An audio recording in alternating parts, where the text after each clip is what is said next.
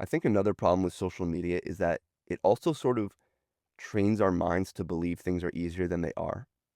We see on social media primarily, and the algorithm rewards the final products.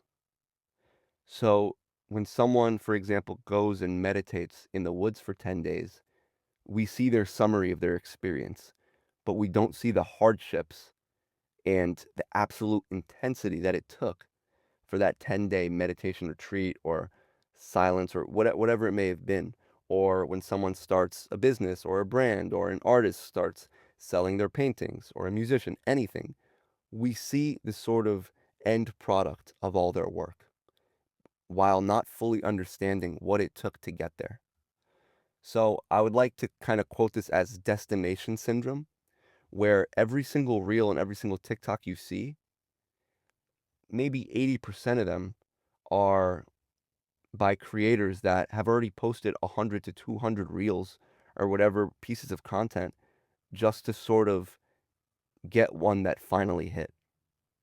And this goes for everything as well. This goes for self-improvement and this goes for healing. We see people on social media thriving who feel good, who tell you about their success stories. They say, I changed my life through neuroplasticity. I changed my life through meditation. I changed my life by doing whatever else. But we don't see how they got there. And not only that, we can't be so sure that they're actually there. Social media twists the perception of people's journeys. They can fake being at the end and profit off of you believing that they are at the end. I will never say that I am enlightened or that I have all the answers or anything like that. It simply makes no sense. I like to think of these episodes of one classmate sort of handing their notes to another classmate while we're all trying to just look at the board and figure out what this whole life thing is about. So when social media is constantly feeding you these people who say, like, they know every single reel, someone knows something that you don't. It makes you feel sort of inferior and powerless. And it also makes you think that somehow these people know something that you don't. But that's not true. You are just as capable and you are just as powerful as they are. And in social media, they start to twist it.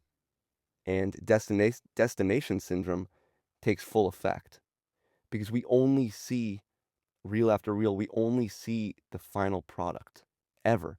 And look at this. The next time you go on social media, look at all the content you're seeing. And if a post has, 1 million likes, go to that person's profile and see how long it might have taken to get that one post to blow up. And this is the same thing with healing. You know, if we go to a really wise teacher, we can ask, how long did it take for you to become this wise? You know what they'll probably say? They'll probably say they still don't think they're that wise. They're still filled with questions. They still don't know much, and they're only sharing from their experience. That's the true answer, in a way, is that there's never going to be an outlet. There's never going to be a sort of piece of information that solves all your problems.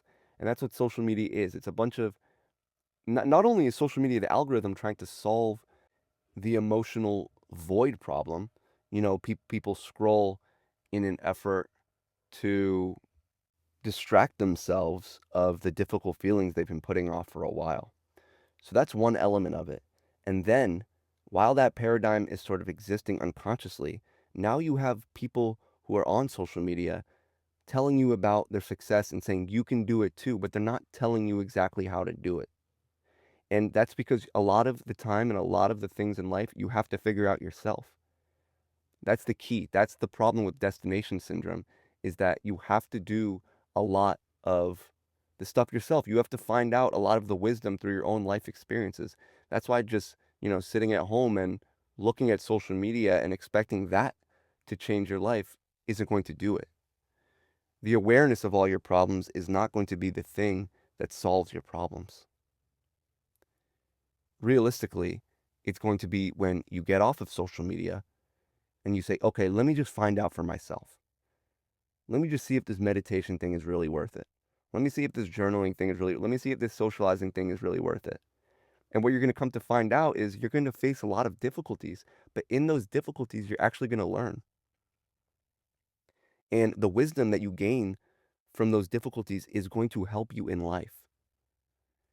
And that's the problem right now with social media is that, it's about clicks. It's not really about solving your problems. And it's about keeping you online instead of actually improving your life.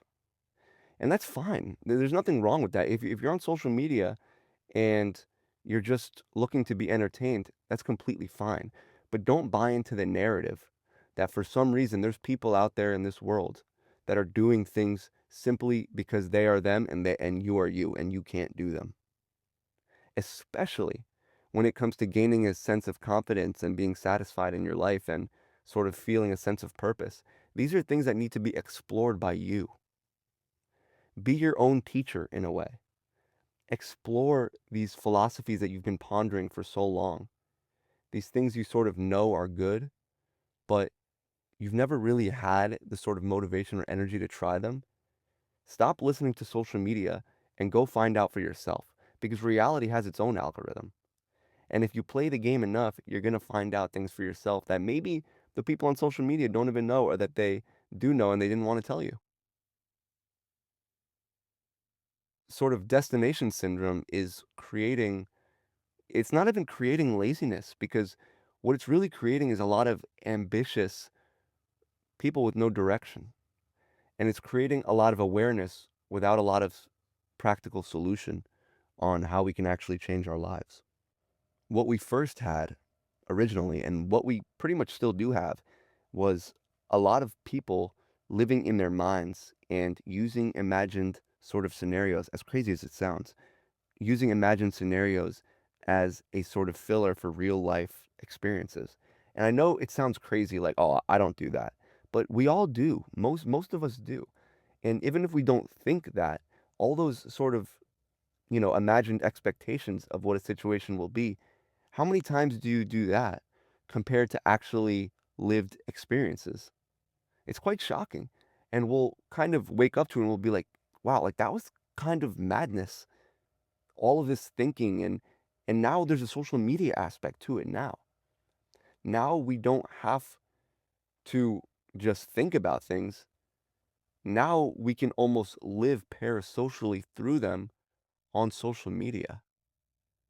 And are you seeing how this creates more of a perceived lived experience for the mind, but not an actual lived experience for the nervous system?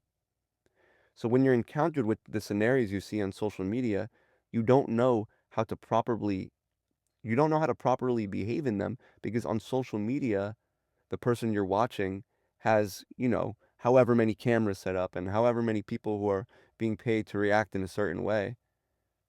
And that's almost a bad example of behavioral psychology because real life is not a reflection of social media. Social media is the nitpicked part of life. Think about your life. Most of it is pretty mundane usually. It's kind of the same day-to-day stuff. And we get that sort of thrill and that excitement now from living through people on social media. And that is very dangerous because in that way of living, we're never going to get to the destination. In living through people on social media and believing that we've gained wisdom through what they've told us rather than lived experiences, we create a false paradigm of who we are, right? In the last episode, I talked about ego and identity, and this plays into it as well because social media will having us believe in a version of ourselves that we haven't even taken the time to prove to our minds that's who we really are, if that makes sense. Because confidence is gained and earned through lived experiences, right? We don't just turn on a switch that says we're going to be confident. We sort of level up in a spectrum of confidence. We go out of our comfort zone enough times that we prove to ourselves we can leave our comfort zone. And then after we leave our comfort zone, then we start proving to ourselves, oh, we can actually behave in a cool, calm, mannered way. We can achieve things for ourselves.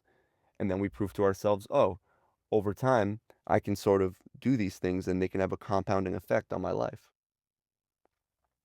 It's really important that we don't fall for this sort of destination syndrome on social media, and we just put the phone down once in a while and go live. Because living will teach you way, way more than social media ever will.